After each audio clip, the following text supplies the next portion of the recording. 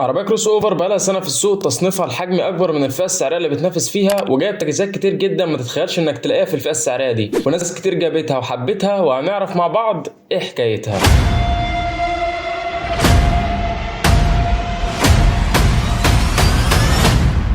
السلام عليكم ورحمه الله وبركاته. ازيك عامل ايه؟ يا رب تكون بخير. انا عمرو مجدي، وفي الفيديو ده هنتفرج مع بعض على مميزات وعيوب بايك اكس 55 بعد سنه من استخدامها في السوق المصري. وقبل ما ابدا الفيديو ما تنساش لايك للفيديو وتشترك في القناه علشان ناس كتير بتتفرج علينا وتمشي من غير ما تتابعنا، وما تنساش تكمل الفيديو للاخر علشان تعرف الخلاصه في العربيه. بايك اكس 55 عربيه بتصنف كومباكت كروس اوفر مدمجه، ولكن العربيه بتنافس في الفئه السعريه بتاعه السب كومباكت، وده مخليها واكلاهم. والعربيه متوفره بثلاث فئات اسعارهم في الوقت الحالي: 1,150,000 ومليون 250,000 ومليون 365,000. بايك اكس 55 من العربيات اللي اول ما تشوفها ممكن تفتكرها كهرباء من كتر ما تصميمها مختلف. خطوط العربيه حاده وجريئه، وده مديها شكل سبور وعصري جدا. عندك هنا اوكر باب غطسه بتفتح وتقفل اوتوماتيك مع القرب والبعد، ومكمله معاك بكاميرات 360 درجه جودتها مش اجمد حاجه، ومرايات فيها اشارات وضم كهرباء. والجنوط السبور مقاس 18 مديها واقفه حلوه على الارض. ولو جينا للجزء الخلفي هتلاقي سبويلر بتصميم مختلف فعلا، ومعاه فوانيس LED شكلها مميز جدا وبتدي العربيه شخصيه خاصه بيها. الحلاوه والتصميم اللي شدك بره هتلاقيه مكمل معاك جوه العربيه. التصميم الداخلي هنا رياضي وعصري، ومعاه خامات كويسه جدا بالنسبه للفئه السعريه دي، وكمان تجهيزات كتير تخلي التجربه مميزه. اول ما تفتح العربيه الكرسي بيرجع لورا كهرباء علشان يسهل عليك الدخول، ودي حركه مريحه جدا. والكراسي الاماميه كهرباء وكمان فيها تسخين وتبريد. وعندك عجله قياده مالتي فانكشن بتصميم رياضي، وقدامك شاشه عدادات ديجيتال، وشاشه رئيسيه في النص كان ممكن تبقى اكبر شويه لانها باينه صغيره على حجم التابلو. الشاشه نفسها مش فيها اندرويد اوتو ولا ابل كار بلاي بشكل مباشر، ولكن تقدر تشغلهم عن طريق جهاز خارجي. وبشكل عام التعامل مع الشاشه سهل وفيها اعدادات كتير. كمان هتلاحظ ان الازرار قليله جوه العربيه، وده مدي احساس بالتكنولوجيا والبساطه.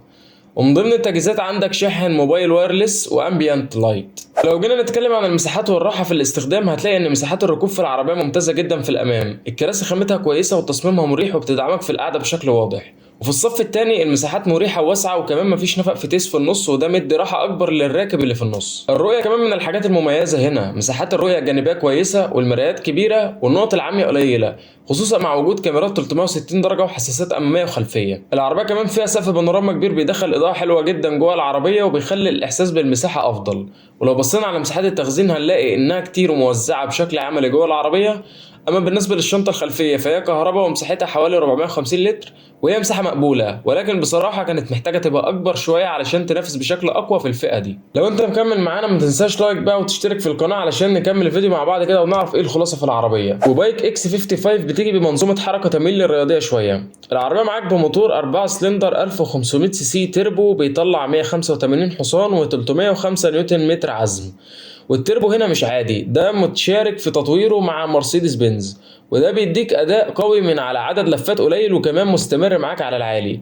الموتور ده متوصل بفتيس ديول كلاتش ويت 7 سرعات مع دفع امام العجلات. ارقام الاداء على ارض الواقع حوالي 9 ثواني من 0 ل 100، والسرعه القصوى الرسميه 175 كيلومتر في الساعه. واستهلاك البنزين في المتوسط حوالي 8.2 لتر لكل 100 كيلومتر، وطبعا بيقل مع السواقه الهاديه على الطرق السريعه على ارض الواقع. اداء الموتور قوي وحاضر تحت رجلك، وده بسبب ان التربو بيدي العزم بدري على RPM قليل، فبتحس ان العربيه بتسحب معاك كويس. والفتيس مظبوط قوي مع الموتور بشكل حلو، نقلاته سريعه وناعمه ومش مقلقك في السواقه.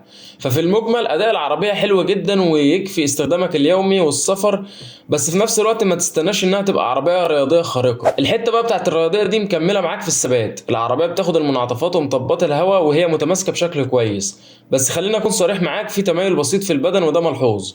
في المقابل الراحه هنا نقطه قوه، والعربيه بتعدي على النقر والطرق المكسره بشكل مريح، وكمان الكراسي داعمه جدا في النقطه دي. فاجمالا نظام التعليم متظبط ما بين الراحه والثبات، بس هي مايله سنه ناحيه الثبات اكتر. وبالنسبه للعزل الصوتي فمش احسن حاجه، ودي تعتبر من نقط الضعف. صوت الهواء مش هتحس بيه غير على سرعات عاليه قوي، ولكن صوت الموتور والعزل الارضي كانوا محتاجين يبقوا افضل من كده. اما التكييف فمستواه كويس جدا، بيبرد العربيه بشكل حلو، بس محتاج تديله وقت بسيط في الاول. ومن عيوبه ان ظبط اتجاه الهواء مش اسهل حاجه. تيجي بقى لاهم نقطه في بايك اكس 55 وهي الامان. العربية فيها لستة كبيرة من وسائل الأمان، بس لازم أوضح نقطة مهمة جدا، وهي إن العربية دي مش مختبرة رسميا في اختبارات الأمان. نبدأ بقى بالتجهيزات. من أول الفئة الأولى عندك 2 إيرباج وأنظمة أمان أساسية زي ال ABS وال EBD وال ESP، وكمان بريك اسيست وهيل هولد كنترول وهيل ديسنت كنترول. وده بصراحه حاجه كويسه جدا في الفئه الاولى علشان ما تبقاش العربيه فقيره في الامان. لما تطلع للفئه الثانيه بيزيدوا ل4 ايرباج، وفي الفئه الثالثه توصل ل6 ايرباج. غير كده بقى معاك باكج انظمه امان متقدمه زي ادابتيف كروس كنترول ونظام تحذير من التصادم الامامي وفرامل طوارئ، وكمان بلايند سبوت اسيست ولين كيب اسيست وهاي بيم اسيست، وانظمه تانية بتساعدك تحافظ على مسارك. كل الانظمه دي بتخلي العربيه منافستها قويه جدا في النقطه دي. بس برضه هرجع افكرك تاني، رغم كل ده العربيه لسه ما عندهاش اختبارات امان رسميه. الخلاصه في بايك اكس 55 بلس، هل تشتريها ولا لا؟ بص يا سيدي، العربيه دي صفقه قويه جدا مقابل السعر، خصوصا انها بتديك حجم اكبر من فئاتها وتجهيزات صعب تلاقيها بالسعر ده. تشتري العربيه دي لو انت عايز تصميم مختلف وجذاب يبان انه اغلى من سعره، ولو انت عايز تجهيزات كتير جدا وراحه في الاستخدام اليومي، وعايز اداء قوي وسحب حلو يخليك مستمتع بالسواقه. ولكن في نفس الوقت لازم تبقى عارف ان فيها شويه تنازلات، زي ان العزل مش افضل حاجه، وكمان مفيش اختبارات امان رسميه لحد دلوقتي. فلو الحاجات دي مش فارقه معاك بشكل كبير، فبايك اكس 55 تعتبر من اقوى الاختيارات في الفئه السعريه دي. لكن لو الامان المجرب والعزل القوي من اولوياتك، ممكن تبص على اختيارات تانية. وفي النهايه القرار بيرجع لك انت واستخدامك. قول لي رايك في العربيه، شايفها تستاهل ولا لا؟ وفي الختام شكرا ليك على المتابعه، اتمنى يكون الفيديو عجبكم. ما تنسوش لايك وشير للفيديو وتشتركوا في القناه على يوتيوب. تابعنا علشان يوصل لكم كل جديد، وشكرا لكم على المتابعه. مع السلامه.